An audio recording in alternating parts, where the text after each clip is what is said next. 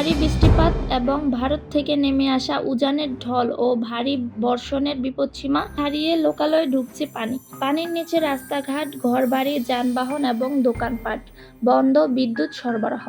এই পর্যন্ত ১০০টি গ্রাম পানির নিচে তলিয়ে গেছে। এতে সাধারণ মানুষ আশ্রয় কেন্দ্রের জন্য ছুটছে। এই ভয়াবহ বন্যার কবলে পড়ে বিপদে আছেন অন্তঃসত্ত্বা নারীরা এবং ছোট ছোট শিশুরা। এখনো তীব্র স্রোতে ভেঙে যাচ্ছে রাস্তাঘাট, তলিয়ে যাচ্ছে ঘরবাড়ি। ফেনী এবং নোয়াখালীর বন্যার পরিস্থিতি ধীরে ধীরে আরও অবনতির দিকে যাচ্ছে। আবার নোয়াখালীতে জলবদ্ধতার কবলে পুরো এলাকা সহ ৫ উপজেলার কয়েক লাখ মানুষ পানিবন্দী অবস্থায় রয়েছে। সাধারণ মানুষ এখন আতঙ্কে আছেন। নোয়াখালীতে অতিরিক্ত বৃষ্টি ও জলবদ্ধতায় ও বন্যার পরিস্থিতি মোকাবেলায় প্রাথমিক বিদ্যালয়ের ক্লাস বন্ধ করা হয়েছে। ৩ দিনের বৃষ্টিতে তলিয়ে গেছে রাস্তাঘাট, সড়ক এবং দোকানপাট। এর মধ্যে ফেনীতে বন্যা দুর্যোগদের মাঝে খাবার বিতরণ করছে বিজিবি।